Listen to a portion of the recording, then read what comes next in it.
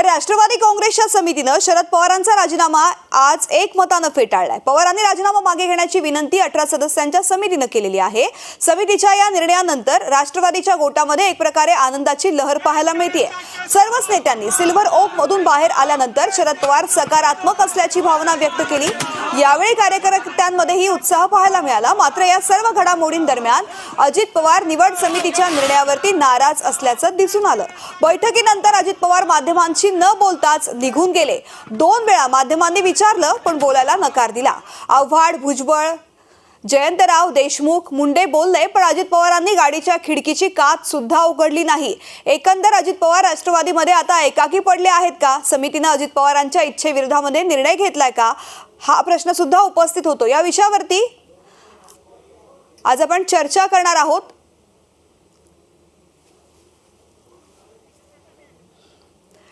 तर शरद पवार यांनी निर्णय मागे घ्यावा यासाठी प्रयत्न सुरू आहेत। यासाठी या समितीने बैठक घेतलेली होती आणि या बैठकीमध्ये जो निर्णय झालेला आहे तो शरद पवार यांना सुद्धा सांगण्यात आलेला आहे। एकमतानं हा निर्णय झालेला आहे।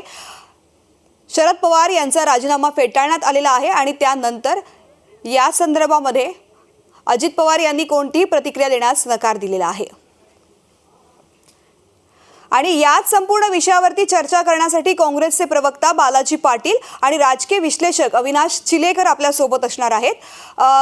दोघांचंही स्वागत आहे या कार्यक्रमामध्ये। बालाजी पाटील, मी पहिल्यांदा तुमच्याकडे येते। राष्ट्रवादी काँग्रेसमध्ये संपूर्णपणे एक प्रकारे भूकंप निर्माण झालेला आहे आणि राजकारणातच एकूणच भूकंप निर्माण झालेला आहे, कारण शरद पवार यांनी अशा पद्धतीने निर्णय घेतलेला आहे। पण महत्त्वाचं या सगळ्यामध्ये आहे ती अजित पवार यांची भूमिका, अजित पवार यांची जी बॉडी लँग्वेज आहे, त्यांनी जे काही लोकांना संबोधित केलेलं आहे त्यावरून नेमकं अजित पवार यांचं काय चाललेलं आहे आणि शरद पवार यांनी असा निर्णय का घेतलाय, अशीच चर्चा सगळीकडे रंगलेली आहे। सगळ्यात महत्वाचा मुद्दा आहे की हा राष्ट्रवादी काँग्रेस पक्षाचा अंतर्गत विषय आहे। पहिला मुद्दा हा आहे आणि राजकीय भूकंप वगैरे आपण जे काही म्हणताय, मला तरी अशी काही परिस्थिती वाटत नाही। कारण पवार साहेबांचं स्टेटमेंट जर आपण बारकाईनं ऐकलं तर त्यामध्ये त्यांनी असं सांगितलेलं आहे की मी सामाजिक जीवनामधनं लोकांमध्ये येण्यापासून निवृत्ती घेत नाहीये, तर मला पदापासून निवृत्ती घ्यायची, असं त्यांचं म्हणणं होतं। म्हणजे तुम्ही राजकीय भूकंप वगैरे म्हणालात त्यामुळं हे मी बोलतोय। बाकी अजितदादांचं काय चाललेलं आहे किंवा पवार साहेबांचं म्हणजे अध्यक्ष राहतील का नाही, हा पूर्णतः हा राष्ट्रवादी काँग्रेस पक्षाचा अंतर्गत विषय आहे। त्यामुळे त्यांचे प्रवक्ते यावरती अधिक बोलतील। फक्त मला महाविकास आघाडीचा आम्ही घटक पक्ष म्हणून मला इतकंच सांगायचंय की ह्या सगळ्या प्रकरणामुळं किंवा ते अध्यक्ष राहतील अथवा नाही राहतील, आता समितीनं राजीनामा फेटाळलेला आहे। मग ते पवार साहेब नेमकं काय निर्णय घेतील, कारण ते प्रचंड मोठे नेते देशातले, त्यांचा अनुभव, त्यांची कामाची पद्धत ती वेगळी आहे। त्यामुळं ते काय करतील तो त्यांचा प्रश्न आहे। पण यामुळं महाविकास आघाडीवरती कुठलाही परिणाम होणार नाही। महाविकास आघाडी भक्कम पद्धतीनं भारतीय जनता पक्षाच्या धर्मांधतेच्या, जातीयवादाच्या राजकारणाविरोधामध्ये लोकशाही वाचवण्यासाठी काम करत राहील, मी इतकं सांगू शकतो। तुम्ही म्हणताय महाविकास आघाडीवरती कोणताही परिणाम होणार नाही, मात्र मग वज्रमूठ सभा रद्द झालेल्या आहेत, त्याचं काय? भले उद्धव ठाकरे यांनी म्हटलेलं असलं की सगळ्या सभा होतील, उन्हामुळे या सभा रद्द झालेल्या आहेत, मात्र एक प्रकारे या सभा ज्या कॅन्सल झालेल्या आहेत त्याच्याकडे पाहण्याचा एक दृष्टिकोन असाच होतोय की शरद पवार यांनी हा निर्णय घेतलेला आहे आणि त्यानंतर या सभा कॅन्सल झालेल्या आहेत। नाही, मला असं वाटतं की हे लावणं म्हणजे हवेमध्ये गोळ्या मारण्यासारखं होईल। महाविकास आघाडी वज्रमुठीसारखी अत्यंत भक्कम आहे आणि आमच्या समोरचे प्रश्न हे प्रचंड वेगळे आहेत। या देशामध्ये जे काही चाललेलं आहे, भारतीय जनता पक्षाचं कुटिलतेचं राजकारण, बेरोजगारी, महागाई, हे प्रश्न आहेत आणि आम्ही भक्कमपणे एकत्रित आहोत। वज्रमुठ सभा आतापर्यंत झाल्या, त्यांना प्रचंड प्रतिसाद भेटला, आपणही दाखवलं, आपण पाहिलं सुद्धा आणि येणाऱ्या कालखंडामध्ये सुद्धा महाराष्ट्राच्या कानाकोपऱ्यामध्ये तशाच प्रकारच्या सभा होतील। लोकांनी त्याला स्वीकारलेला आहे। महाविकास आघाडी अत्यंत भक्कम आहे, त्यामुळे कुठलाही राजकीय भूकंप वगैरे तुम्ही जे काही म्हणताय अशी तरी काही परिस्थिती नाहीये। तर अंतर्गत प्रश्न आहे। काँग्रेस पक्षामध्ये सुद्धा झाली, राष्ट्रीय अध्यक्षपदाची निवडणूक झाली, नवीन अध्यक्षपद खरगे साहेबांना देण्यात आलं, ते निवडल्या गेले। काय बदल झाला महाविकास आघाडीमध्ये? तेव्हाची परिस्थिती आणि आताची परिस्थिती थोडीशी वेगळी आहे, कारण या परिस्थितीमध्ये अजितदादा भाजपा बरोबर जाणार अशा सुद्धा चर्चा रंगलेल्या होत्या। चर्चा रंगवल्या कोणी, हा मुद्दा आहे ना, त्याला त्यांनी खुलासा केलेला आहे, त्यांनी समोर येऊन सांगितलेलं आहे। अशा प्रकारे त्याला काही आधार आहे का? त्यामुळं मला असं वाटतंय की चर्चा या माध्यमांमध्ये रंगवण्यात आलेल्या आहेत, त्याला कुठला आधार नाही। बरं, ते गेले तेव्हा बघितले जातील ना, तो त्यांचा अंतर्गत मुद्दा आहे, जातील न जातील। आणि महाविकास आघाडी ही 3 पक्षांनी जे आज एकत्रित येऊन उभी केलेली आहे त्याच्यावरती कुठलाही परिणाम होणार नाही. सध्या तरी चर्चांना ज्याला आधार नाहीये अशा निराधार चर्चांना मला वाटते की जास्त काही व्हॅल्यू देण्याची गरज नाही, कारण सध्या राज्यातले प्रश्न प्रचंड वेगळे आहेत सध्या. त्यावरती अधिक फोकस करणं मला वाटतं निश्चितच. गरजेचं. यापेक्षा ते महत्वाचे मुद्दे आहेत. निश्चितच. राजकीय विश्लेषक निलेश विश्वकर्मा सुद्धा आपल्यासोबत आहेत. निलेशजी, आपलंही स्वागत न्यूज स्टेटमध्ये. शरद पवार यांच्यासारख्या एका ज्येष्ठ महत्त्वाच्या नेत्याने, ज्यांनी ही संपूर्ण महाविकास आघाडी जन्माला घातली, राष्ट्रवादी काँग्रेस पक्ष जन्माला घातलेला आहे, वाढवलेला आहे, देशाभरामध्ये वाढवलेला आहे, आणि त्यानंतर त्यांनी यावरून निवृत्तीचा निर्णय घेणं, या सगळ्याकडे राजकीय विश्लेषक म्हणून तुम्ही कसं पाहता? मोठा निर्णय जी मागील राजकारणात मागील 15 दिवसात जे महाराष्ट्र राज्याचं राजकारण सुरू आहे त्या दिशेने मोठं पाऊल आहे.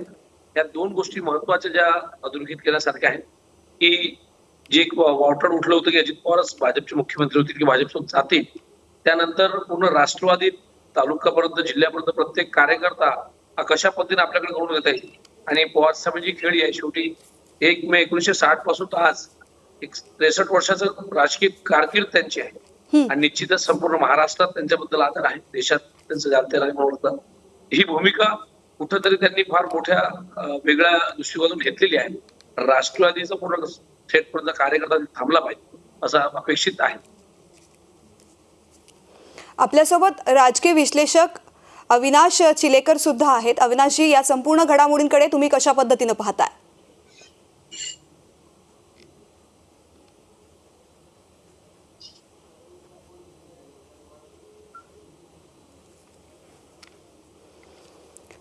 मी बालाजी पाटील पुन्हा एकदा तुमच्याकडे येते. तुम्ही ज्या पद्धतीने म्हणालात की काँग्रेसमध्ये सुद्धा बदल झालेले आहेत आणि असाच बदल आता जर राष्ट्रवादीमध्ये होत असेल तर महाविकास आघाडीवरती त्याचा कोणताही परिणाम होणार नाही, आणि तुम्ही असं म्हणालात की सध्या देशासमोर, राज्यासमोर महत्त्वाचे प्रश्न आहेत आणि त्या प्रश्नांकडे माध्यमांनी पाहणं आवश्यक आहे.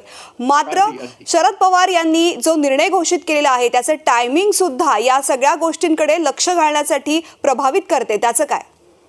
नाही, मला असं वाटतं की आपण बघण्याचा जो दृष्टिकोन आहे आज ह्या सगळ्या चर्चेपेक्षा तो ह्या प्रत्येक पक्षामध्ये एक निवडीची प्रक्रिया असते आणि तो कालावधी आता आलाय, त्यांचं वय जास्त आहे, तो त्यांचं मला वाटतं की त्यावरती मला अधिक तो अंतर्गत विषय. पण आज जे तुम्ही म्हणालात की जे टायमिंग आहे, आज जे आपण चर्चा करण्याचं जे टायमिंग आहे की महाराष्ट्र भूषणच्या कार्यक्रमामध्ये जे तडफडून लोक मेले, जो सरकारी कार्यक्रम होता, असे अनेक प्रश्न यासमोर आहेत ज्याच्यावरती सरकार उत्तर द्यायला तयार नाहीये. असे अनेक प्रश्न आहेत. त्यामुळं तुम्ही जे म्हणालात की शरद पवार साहेबांचा टायमिंग वगैरे, तर तो अत्यंत अंतर्गत आहे. त्याला आपण किती महत्व द्यायचं काय नाही हा ज्याचा त्याचा प्रश्न आहे.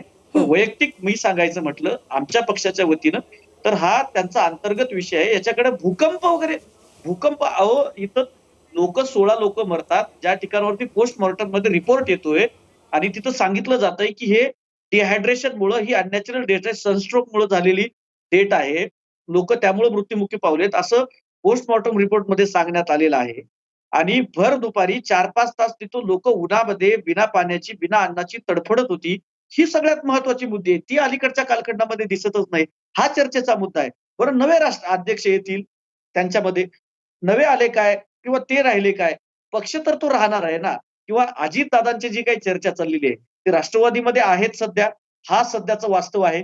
उद्या जातील, चर्चा रंगल्यात का नाही तो मला माहिती नाही.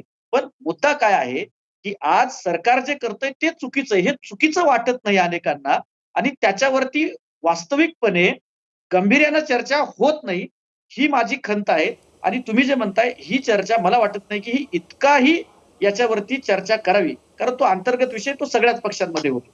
त्यामुळे मला वाटतं की मी जो मुद्दा सांगितला असे अनेक मुद्दे आहेत. अविनाशजी सुद्धा आपल्यासोबत आहे. अविनाशजी, या पद्धतीनं काँग्रेसचे प्रवक्ता म्हणतात की या सगळ्या घडामोडींना इतकं महत्व देणं आणि त्यावरती चर्चा करणं आवश्यक नाहीये. तुम्हालाही असंच वाटतं की खरंच या चर्चा करण्याची आवश्यकताच नाहीये एवढा मोठा निर्णय घोषित केल्यानंतर? बिलकुल नाही, बिलकुल. ह्या विषयावरती महत्वाचं म्हणजे असं आहे, शरद पवारांचा राजीनामा ही महाराष्ट्राच्या राजकारणाच्या दृष्टीने फार महत्वाची घटना आहे. सोपी नाही. काँग्रेसच्या प्रवक्त्यांना काय वाटतं हा त्यांचा भाग झाला, परंतु शरद पवारांचा राजीनामा हा महाआघाडीला एक प्रकारे भाजपने लावलेला सुरुंग आहे. शरद पवारांनी राजीनामा घेतलाय, राजीनामा दिला होता, नंतर ती कमिटीने रिजेक्ट केला वगैरे वगैरे, हे पुढचं घडामोड सोडून द्या. पण पवारांचा राजीनामा हा संपूर्ण महाराष्ट्राच्या राजकारणावरती मोठा परिणाम करणारा यासाठी आहे की भारतीय जनता पार्टीला माहितीये या पुढच्या काळामध्ये लोकसभा असू द्या, विधानसभा असू द्या किंवा स्थानिक स्वराज्य संस्था, महापालिका, जिल्हा परिषद असू द्या, एकाच एक लढत झाली तर महाआघाडी त्यांना फार जड जाऊ शकते.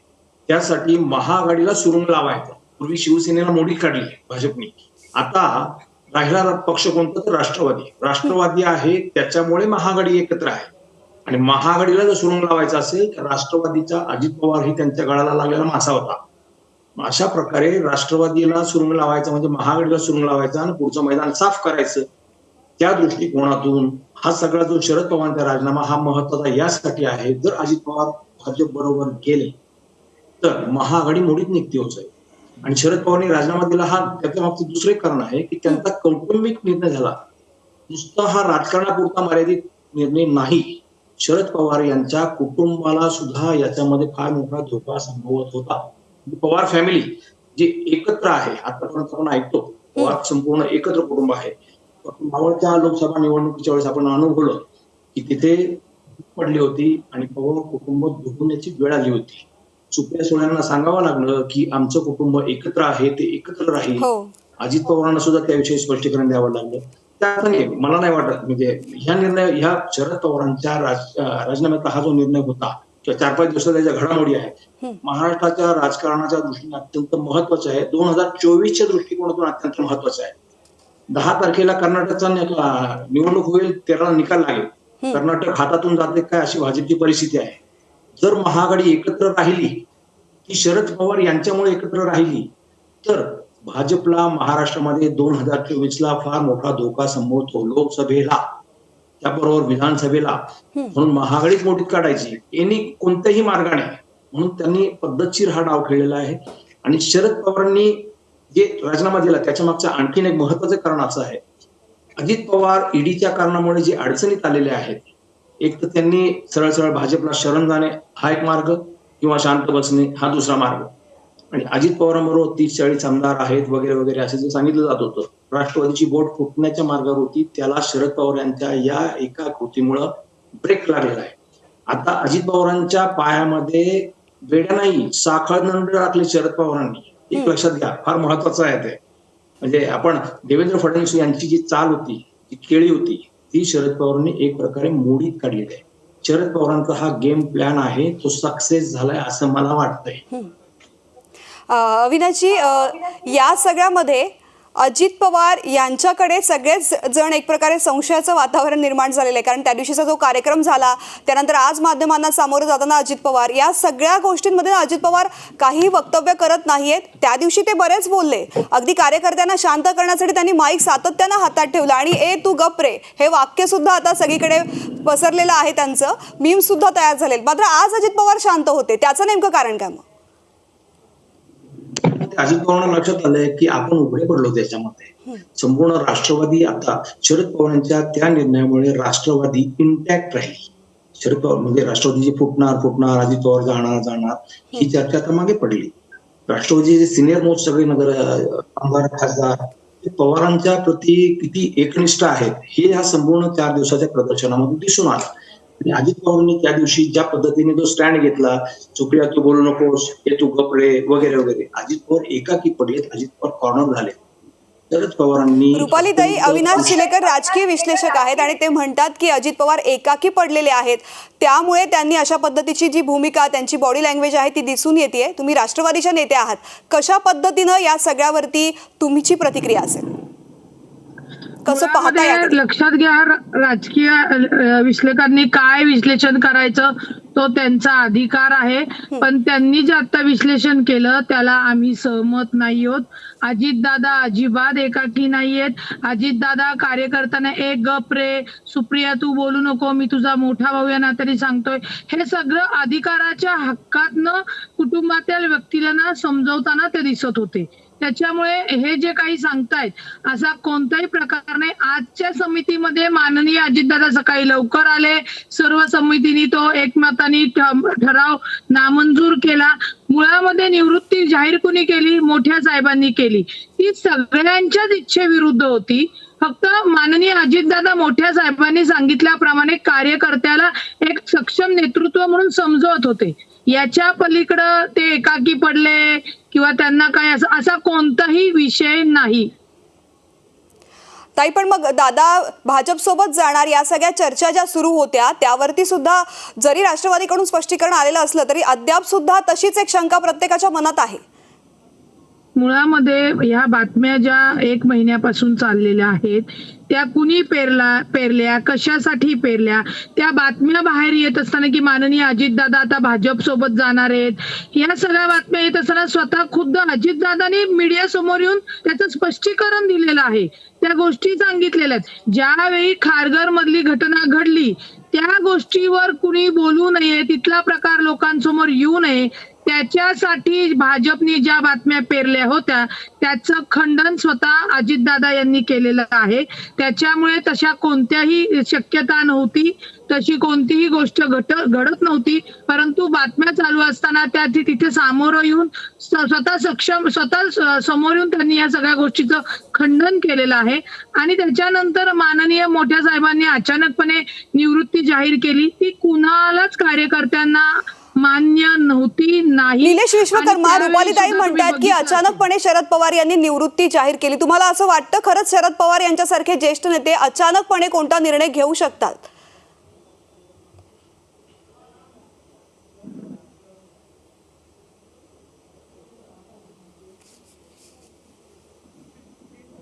माझा आवाज येतो निलेशजी?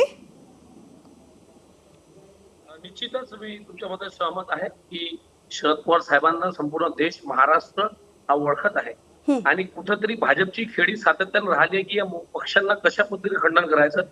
त्यात शिवसेनेचं उदाहरण आपल्याकडे आहे. बिहारमध्ये जर बघितलं आपण तर राजधानी तेजस्वी यादवच्या संदर्भात आपण बघितलंय. पवार साहेबांना याचा धोका लक्षात आला, त्यामुळेच ही मोठी खेळ हा प्लान त्यांनी व्यवस्थित केला. त्यामुळे आज स्थानिक तालुक्यापासून तर प्रदेशपर्यंत प्रत्येक कार्यकर्ता साहेबाशी पाठीशी उभा आहे. कुठंतरी जर असं बीजेपीचा प्लान असेल त्यावर निश्चितच आम्हाला तरी असं वाटतं की पवार साहेब फार चाणाक्ष आणि राजकारणात त्यांचा पूर्ण देशाला माहिती 63 वर्षाचा प्रदीर्घ अनुभव आणि महाराष्ट्रातलं राजकारण हे कोणत्या दिशेला जाईल त्या अनुषंगाने त्यांची निश्चित आहे. राहिला काँग्रेसचे प्रवक्ते जे बोलले त्याच्यावर मला असं वाटतं की काँग्रेस सातत्यानं ऍक्सेप्ट करायला तयार कधीच नसतं. त्याचं एकच मत असतं, त्या पद्धतीने चाळीत चालतं, त्याच्यामुळे काँग्रेसमुळे नुकसानच झालेलं आहे. याच्या पुढे होईल. त्यांना वेळेवर काय उद्भवत आहे हे त्याच्या कदाचित लक्षात येत नसेल म्हणून ते आपल्या सांगतात की सध्या काही नाही, असं नाही तसं नाही. फार मोठं राजकीय परिवर्तन महाराष्ट्रात बघतायत. आज सामान्य माणसाला सुद्धा माहित आहे की महाविकास आघाडीचे जे शरद पवार साहेब होते, ज्या वज्रमूठच्या जाहीर सभा थांबलेल्या आहेत त्याच्या मागे काय गमक आहे, त्या सर्व गोष्टी कुठेतरी इंडिकेट करतायत की कुठेतरी राष्ट्रवादीची दुफाळ होण्याच्या स्थितीवर होती, ती थांबवण्यासाठी पवार साहेबांची खेळी असेल. बालाजी पाटील, आता तुमची काय प्रतिक्रिया आहे? थेट असं म्हटलेलं आहे त्यांनी की काँग्रेसला लवकर कळतच नाही की नेमका काय खेळी खेळल्या जातात राजकारणामध्ये, समजायला बराच वेळ निघून जातो. नाही, आम्ही यांच्याकडनं शिकलं पाहिजे. आता सरांना आम्ही बोलून घेऊन शिकून घेऊ तसं कदाचित, पण मुळात मुद्दा असा आहे की या देशाचं राजकारण इतक्या वर्षापासून काँग्रेस चालवते. काँग्रेस हे विकासाचं राजकारण करते, खेड्यांचं राजकारण हा जो काही भाग यांचा चाललेला आहे. पण महाविकास म्हणजे आता इथं असं चित्र उभं करण्यात आलेलं आहे की शरद पवार साहेब हे महाविकास आघाडीतनंच बाहेर गेलेले आहेत. मला असं वाटतंय की कुठल्याही गोष्टीचं विश्लेषण करत असताना त्या व्यक्तीच्या प्रतिक्रिया आपण गांभीर्यानं पाहिल्या पाहिजे. नाही, शरद पवार महाविकास आघाडीतून बाहेर गेलेत असं चर्चा नाहीये. तर अविनाश चिलेकर यांनी सांगितलेलं आहे की शरद पवार यांनी हा निर्णय घेऊन महाविकास आघाडीला उभारी देण्याचा प्रयत्न केलेला आहे. जो भाजपाने डाव टाकलेला होता त्याला शह देण्याचा प्रयत्न शरद पवार यांनी केला. हो, बरोबर आहे. पण आता ज्या पद्धतीनं त्यांनी राजीनामा देऊन हे सगळं संपणार आहे, वज्रमूठ सभा थांबलेल्या आहेत, हे जे काही चाललेलं आहे, तर वज्रमूठ सभा अजिबात थांबलेल्या नाहीयेत. वज्रमूठ सभा होणार आहे, त्या संदर्भानं चर्चा चाललेल्या आहेत आणि ठिकाण ठरवून या मोठ्या सभा आहेत त्याचं नियोजन करावं लागतं. लाखो लोक त्या ठिकाणावरती उत्स्फूर्तपणे सहभागी होत आहेत. त्यामुळं काँग्रेसला काय कळतं काय नाही हे ज्याचा त्याचा ठरवण्याचा अधिकार आहे. पण लोकांना माहिती आहे की या देशामध्ये भारतीय जनता पक्षाला देश पातळीवरती भक्कम पद्धतीनं विरोधी पक्ष म्हणून काँग्रेस पक्ष काम करतोय आणि महाविकास आघाडी म्हणून सुद्धा आम्ही राज्यामध्ये भक्कमपणे एकत्रित काम करतोय. कोणी काय कुठला अर्थ लावा, तो लोकशाहीने दिलेला अधिकार आहे, तो त्यांचा अधिकार, त्यांना नक्कीचपणे तो आबाधित आहे, तो आम्ही काही हिसकावून घेणार नाही. पण काँग्रेस सक्षम आहे सर्व पातळ्यांवरती लढायला, मग ते बौद्धिक असेल किंवा जमिनीवरची लढाई असेल. आम्ही ती लढत लढतोय आणि उद्याही लढतो. अविनाशजी, या सगळ्या ज्या घडामोडी घडतात आणि आज जो दिवसभर सगळा घटनाक्रम घडलेला आहे त्यानंतर सगळ्यांना उत्सुकता आहे शरद पवार यांच्या निर्णयाची. यानंतर शरद पवार आपला निर्णय मागे घेतील का, काय वाटतंय तुम्हाला? शरद पवार कदाचित आपल्या सर्व जे सहकारी आहेत त्यांच्या मताचा विचार करतील, आदर करतील आणि आपला निर्णय कदाचित मागे घेतील असं मला तरी वाटतंय प्रामाणिकपणे. त्याचं कारण असं आहे, त्यांना जे साध्य करायचं ते ह्याच्यातून साध्य झालेलं आहे. शरद पवारांना राष्ट्रवादी इम्पॅक्ट ठेवायची होती, शरद पवारांना राष्ट्रवादी भक्कम ठेवायची होती, कुठेही फूट नाही आमच्यामध्ये हे दाखवून द्यायचं होतं. आणि मी शरद पवार म्हणजे राष्ट्रवादी, शरद पवार म्हणजे राष्ट्रवादी, राष्ट्रवादी म्हणजे शरद पवार, याशिवाय दुसरं कोणीही याच्यामध्ये मध्ये नाहीये हे त्यांनी दाखवून दिलेलं आहे. आणि या पुढच्या काळामध्ये महाआघाडीमध्ये शरद पवार सांगतील तो शब्द प्रमाण राहील. म्हणजे परिस्थिती कशी होती माहितीये का, आता गेल्या 4-6 महिन्यामध्ये किंवा हे वज्रमूठ सभेच्या निमित्ताने आपण पाहिलं, वज्रमूठ सभेवरती संपूर्ण कंट्रोल कोणाचा होता, शिवसेनेचा होता. या सभा महाआघाडीच्या आहेत की शिवसेनेच्या आहेत असा प्रश्न निर्माण हो, अशी परिस्थिती होती. परंतु या पुढच्या काळामध्ये वज्रमूठ सभे जर झाल्या त्या कोल्हापूर, पुणे, नाशिक ज्या बाकी आहेत त्या, तर याच्यामध्ये 100% मला तर वाटतं की राष्ट्रवादीचं वर्चस्व राहणार आहे. उद्या महाआघाडीच्या कुठल्याही निवडणूक असू द्या राज्यामधल्या, लोकसभा, विधानसभा किंवा स्थानिक स्वराज्य संस्थेच्या, याच्यामध्ये राष्ट्रवादीचा शेअर हा सगळ्यात महत्वाचा राहणार आहे. रुपालीताई, या सगळ्यावरती तुमचं काय मत आहे? वज्रमूठ सभांमध्ये जी शिवसेनेला मिळणारा जो पाठिंबा होता, उद्धव ठाकरे यांना जे मिळणारं सहकार्य होतं, त्यापेक्षा आता राष्ट्रवादीचं बळ या सगळ्या घटनाक्रमामुळे वाढलंय. मुळामध्ये राष्ट्रवादीचं जे महत्व होतं ते आहे, शिवसेनेचं म्हणजे उद्धव बाळासाहेब ठाकरेचे पक्ष गटाचं आहे आणि काँग्रेसचं सुद्धा आहे. मुळामध्ये एक लक्षात घ्या, महाविकास आघाडी ही घडून आणणारेच माननीय शरद पवार साहेब आहेत. परंतु सातत्याने महाविकास आघाडीमध्ये काहीतरी अडचण आहे, त्यांच्यामध्ये दुफळी निर्माण केली, अशा खोट्या बातम्या पसरवण्यात येतात. आणि आज जेव्हा माननीय शरद पवार साहेबांनी त्यांच्या निवृत्ती जाहीर केली, त्याच्यानंतर लक्षात आलं की कोणीही कुठे नाहीये. राष्ट्रवादी काँग्रेस पार्टी म्हणजे माननीय शरद पवार साहेब आहेत आणि शरद पवार साहेब म्हणजे राष्ट्रवादी काँग्रेस पार्टी आहे. त्याच्यामुळे ज्यांचे मनसुबे होते, जे या 3 पक्षामध्ये काडी टाकण्याचा प्रयत्न करत होते, बातम्या खोट्या पसरत होते, त्याला एक मोठी चपराक बसलेली आहे. आणि महाविकास आघाडीच्या ज्या वज्रमूठ सभा आहेत या तुर्तास स्थगित केलेल्या आहेत. येणाऱ्या काळात त्या तुम्हाला अजून जोमाने झालेल्या दिसतील आणि कुठलाही पक्ष कमी नाही. मुळामध्ये काँग्रेस पक्ष असू दे किंवा उद्धव बाळासाहेब ठाकरे असू दे, हे तिन्ही पक्ष संवादाने एकदिलाने एकत्रितपणे काम करतात. हे त्या भाजपला बघवत नाही. आणि हे 3 पक्ष जेव्हा एकत्रपणे काम करणार तेव्हा भाजपच्या पायाखालची वाळू सरकलेली आहे. त्यांना माहिती आहे आपली सत्ता येऊ शकत नाही, म्हणून या बातम्या चालू आहेत आणि त्या बातम्यांना छेद देण्याचं काम माननीय शरद पवार साहेबांनी अत्यंत उत्तम राजकारणी म्हणून केलेलं आहे. निलेश विश्वकर्मा, तुम्ही सुद्धा सहमत आहात या रुपालीताई यांच्या या वक्तव्याशी? निश्चितच आहे, पण रुपालीताई शेवट जे बोलल्या हेच आहेत की शरद पवार साहेबांनी हे पूर्ण व्यवस्थित प्लॅन त्यांचं लक्ष ठेवूनच हे राजीनामा दिलेला आहे. म्हणजे त्याच्यातच त्या वाक्याचं उत्तर आहे की पवार साहेबांनीही पूर्ण माहित होतं की कशा पद्धतीने भाजप हे खेळी खेळताय, त्याच्यावर कुठेतरी त्यांना राजीनामा सत्र त्यांनी केलं. आणि त्याचं निश्चितच येत्या 8 दिवसात, रुपालीताई पण आपण आहात, काँग्रेसचे प्रवक्ते पण इथे आहेत, इथे रिझल्ट ते आपल्याला माहितच पडतील, संपूर्ण महाराष्ट्र बघत आहे. आणि मी तेच सांगू इच्छित होतो की जे सातत्याने त्यांनी एक विषय धरून ठेवलेला होता, पण आज एका या भावनिक खेळीमुळं मला तरी वाटतं की जो आता कार्यकर्त्यामध्ये जो उत्साह किंवा जो वातावरण आहे ते निश्चितच पवार साहेबांच्या पाठीशी आहे. आणि पवार साहेब जेव्हाही जेव्हा त्याला स्टेप घेतात त्यावेळेस निश्चित त्याच्या मागचं काहीतरी मोठं कारण असतं, ते संपूर्ण महाराष्ट्राला माहिती. बालाजी पाटील, आता ज्या पद्धतीने राजकीय विश्लेषकांचं जे म्हणणं आहे की महाविकास आघाडीमध्ये आता या सगळ्या घटनाक्रमानंतर राष्ट्रवादी काँग्रेसचं देखील महत्त्व तितकंच वाढलेलं आहे जितकं शिवसेनेचं होतं, यावरती तुमची काय प्रतिक्रिया? नाही, मुळात मला हे कळत नाहीये की तुम्ही कुणाचं महत्व कसं आहे, याचे पॅरामीटर्स मीडिया कसं लावते तो तुमचा प्रश्न आहे. पण इथं 3ही पक्षांचं तेवढंच महत्व आहे, पहिला मुद्दा.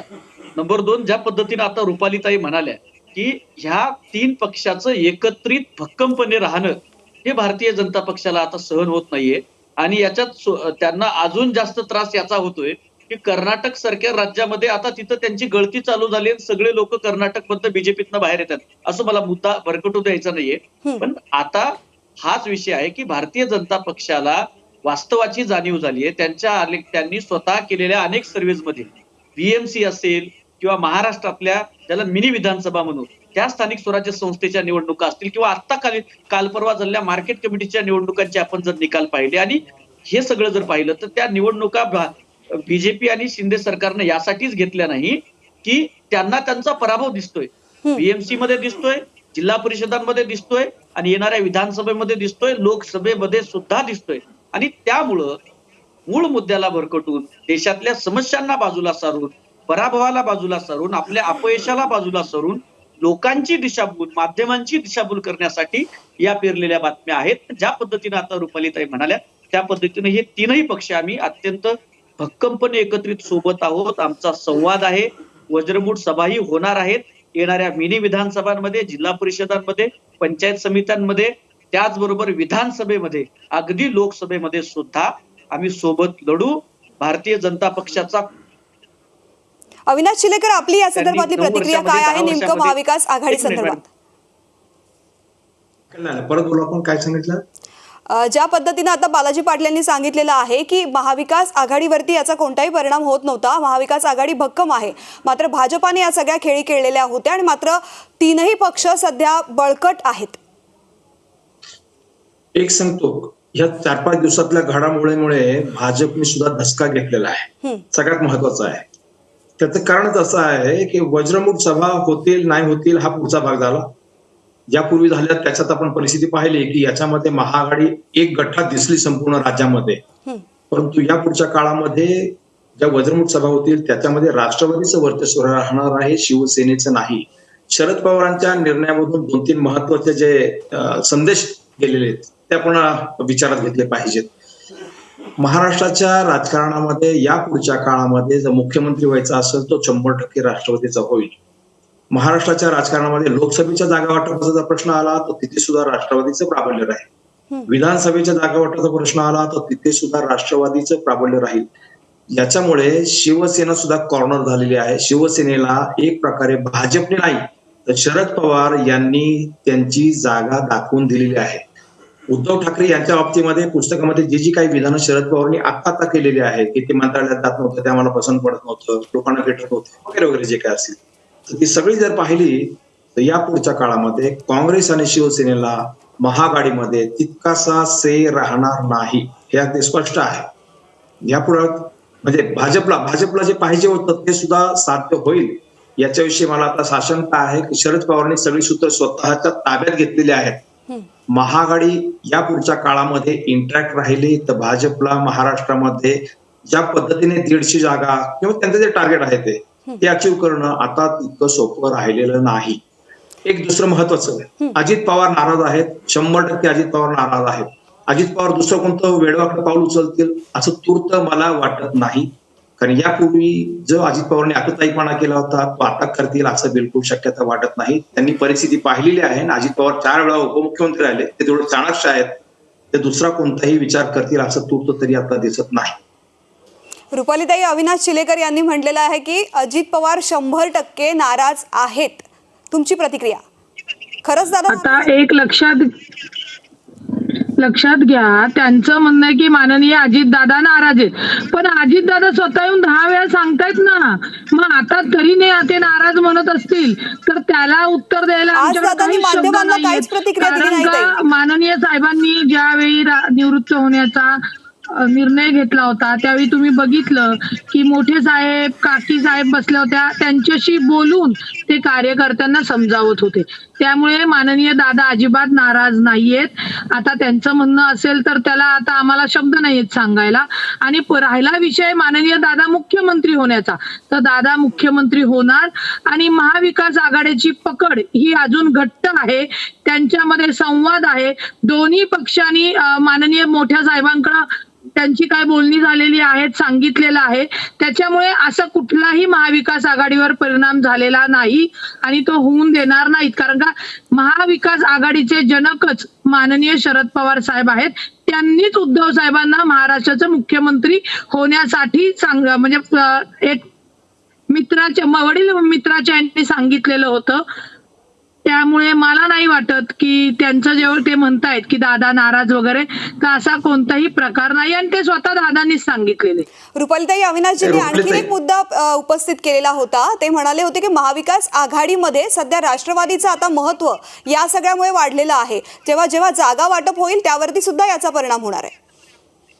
आता हे बघा, महाविकास आघाडी बसल्यानंतर वाटपाचं जे आहे ते वरिष्ठ नेते बोलतील, परंतु वज्रमूठ होत असताना जेवढं महत्व शिवसेनेचं होतं तेवढंच राष्ट्रवादीचं आणि तेवढंच काँग्रेसचं, तेवढ्या त्या वेळेला आम्ही स्वतः उपस्थित होतो. तर आम्हाला कुठेही जाणवलं नाही की बाबा कुठल्या तरी एका पक्षाचं नेतृत्व चालू आहे म्हणून. तुम्ही एकमेकांना सांभाळून एकमेकांना ताकद देण्याचं काम हे तिन्ही पक्ष करताय आणि हे जी चाल चांगली चालू आहे ही त्या भाजपला बघवत नाही, म्हणून तो मिठाचा खडा टाकण्याचं काम भाजपकडनं सातत्याने होतंय आणि त्यालाही त्यांना यश मिळत नाहीये. निलेश विश्वकर्मा, तुम्ही सहमत आहात रुपालीताई बोलतायत त्याबद्दल?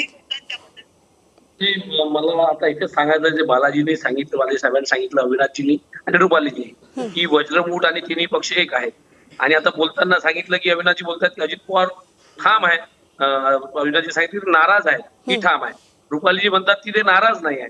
म्हणजे ही कुठंतरी फार येत्या काळातला मोठा तुम्हाला पाहायला मिळेल की हे तिन्ही पक्ष सोबत निवडणुका जातील माहित नाही, पण वज्रमूठचा जो प्लान त्यांचा होता तो आज थांबलेला आहे. याचाच अर्थ कुठंतरी ऑल वेल नाही हे अधोरेखित करता येतं. बालाजींचं म्हणणं आहे की जेव्हा तिघी सोबत राहतील तर भाजपशी लढतील, पण इथं तिघं लढण्यासाठी आता रुपालीजी सांगितलं की मुख्यमंत्रीच अजितदादा होतील. म्हणजे याच्याहूनच काँग्रेस मधला त्यांचा ते कल तो निश्चित बाहेर राहील. ऑल वेल नाही हे मला असे घेऊन जाणवलं. रुपालीताई, ऑल वेल नाही असं म्हणतात. हो, ऑल वेल नसायला त्यांना आता काय म्हणतात, कावी झालेल्याला पिवळच दिसतात असा प्रकार आहे. त्याच्यामध्ये आमच्यामध्ये वाद नाहीये. तिन्ही पक्षाचे नेते येऊन सांगतायत, कार्यकर्ते सांगतायत, तरी म्हणायचं की नाही नाही तुमच्यामध्ये वाद आहे, तुमच्यामध्ये अलबेल आहे, तुमच्यामध्ये हा प्रॉब्लेम आहे. म्हणजे त्याला काय आम्ही उत्तर देणार आहोत? आम्ही प्रूफ केलेलं आहे, दाखवतोय. आम्ही तिन्ही पक्ष एकत्र जेव्हा नेते बसतात त्याच्यामध्ये त्यांचे संवाद होतात आणि वज्रमूठ थांबवलेलं नाही, स्थगित केलेली आहे तात्पुरतीसाठी. येणाऱ्या काळात वज्रमूठ त्याच मोठ्या जोमाने तुम्हाला झालेली दिसेल. निलेशजी बोला, यावरती काय प्रतिक्रिया असेल तुमची? आम्ही बघू, महाराष्ट्रात वज्रमूठचं जे त्यांचं म्हणणं आहे ते आहेच. आणि ज्या पद्धतीनं ही रस्सीखेच सुरू आहे, मुख्यमंत्री कोण होणार, काँग्रेसचा आपल्या दावणीला आहे. जनतेचे खरा प्रश्न आहेत की जनतेच्या प्रश्नावर तिघाही पक्षानंतर सत्तेत गेलं तर आज जे विरोधी विचार नाहीत.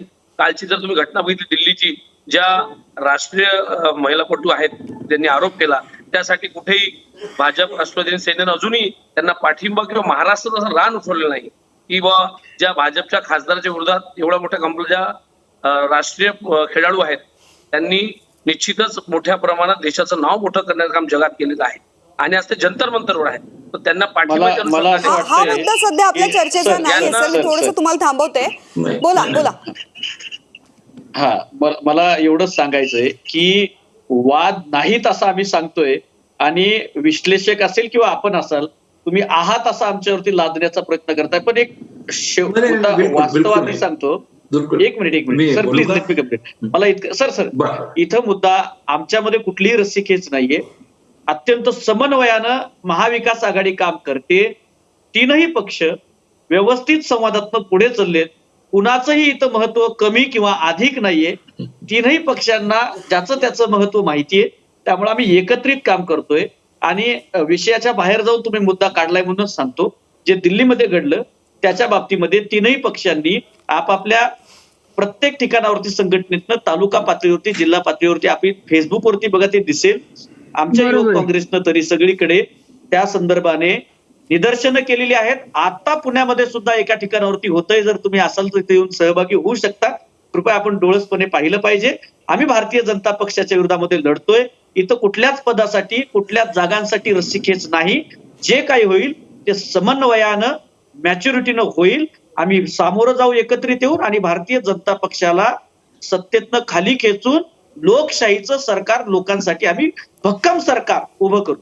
बालाजी पाटील, तुम्ही म्हणताय सगळं काही आलेलं आहे, तर मग महिलांच्या पाठीशी सोबत आहोत आम्ही. जो भाजपचा खासदार आहे ज्याने अत्याचार केलाय त्याला तातडीने त्याच्यावर शिक्षा झाली पाहिजे, त्याला खासदारकीचा राजीनामा मागितला पाहिजे. हे तिन्ही पक्षांनी ठामपणे त्या महिला खेळाडूंच्या आम्ही पाठीशी निश्चित आहोत. निश्चित निश्चित बालाजी पाटील, तुम्ही म्हणताय की तुम्ही सगळे एकत्र आहात, मग अजितदादांचं ते स्टेटमेंट जे सकाळच्या कार्यक्रमामध्ये केलेलं होतं की मी आजही मुख्यमंत्री व्हायला तयार आहे, आणि त्यानंतर लागलेली सगळीकडे झालेले बॅनर्स, तात्काळ बॅनर लागलेले होते अजित पवार यांचे मुख्यमंत्री म्हणून, मग यानंतर तर शंका येऊ शकते ना की काहीतरी गडबड सुरू आहे. अविनाशजी, याच्यावरती तुमची प्रतिक्रिया? मला बोलायचं होतं, तीनही पक्षाचे प्रतिनिधी सांगतायत की आमच्यामध्ये एकमत आहे, आमच्यात कुठेही असा मतभेद नाही वगैरे वगैरे, पण मी त्याच्याशी बिलकुल सहमत नाही. त्याचं कारण असं आहे, नाना पटोले संजय राऊतांना सांगतायत की आमच्या पक्षात किंवा चोमडेपणा करणं बंद करा. संजय राऊतांना अजित पवार सांगतायत की त्यांनी त्यांच्या पक्षाचं पाहावं, आमच्याकडे बोलू नये. म्हणजे ते आता मी ती भाषा वापरत नाही, त्यांनी काय भाषा वापरली ते असे यांच्यामध्ये प्रचंड अंतर्गत मतभेद, प्रचंड खतखत प्रचंड आहे. म्हणजे मुख्यमंत्री कोण होणार, जागा वाटप हा नंतरचा मुद्दा, ही सुरुवात तशी आहे. तर हे तीन ऐका सर, ऐका, सॉरी तुम्हाला थांबवतो. हा. अहो, आम्ही 3 पक्ष मिळून भक्कमपणे लढतोय. तिथं भारतीय जनता पक्षामध्ये सुद्धा 100 नाराजी आहेत, आमच्यामध्ये नाराजी काहीच नाही. हा नॉर्मल विषय आहे, त्यामुळे आम्ही एकत्रितच आहोत. नाही. तुम्ही नाही, संजय राऊत साहेब बोलले तर त्याच्यानंतर त्या स्टेजवरून दादांचं कौतुकही केलेलं आहे त्यांनी, हे विसरता कामा नाही, नाही. नाही. पण दादांनी जेव्हा प्रतिक्रिया दिलेली माध्यमांकडे तेव्हा ते म्हणालेले होते की मुखपत्रामधून आमच्या पक्षाबद्दलच्या भूमिका मांडणं योग्य नाही म्हणून. त्यांनी कुणाचं एक लक्षात घ्या की नाव घेऊन बोलले नव्हते, ते जे बोलले होते त्याच्यावरनं संजय राऊत नाही, साहेब पण बोलल्यानंतर त्यांनी त्याच वज्रमुठ सभेमध्ये दादांचं कौतुकही केलेलं आहे. आदरणीय नाही, मग ऐका. त्याच्यावर तुम्ही नाही का चर्चा करणार? ताई, मी तुम्हाला मला एक रुपाल ताई मुद्दा थोडंसं सांगायचा आहे की थांबवते, मला या महाविकास चर्चेकडे यायचंय, पण आताची महत्वाची बातमी आहे, शरद पवार YB सेंटरमध्ये पोहोचले.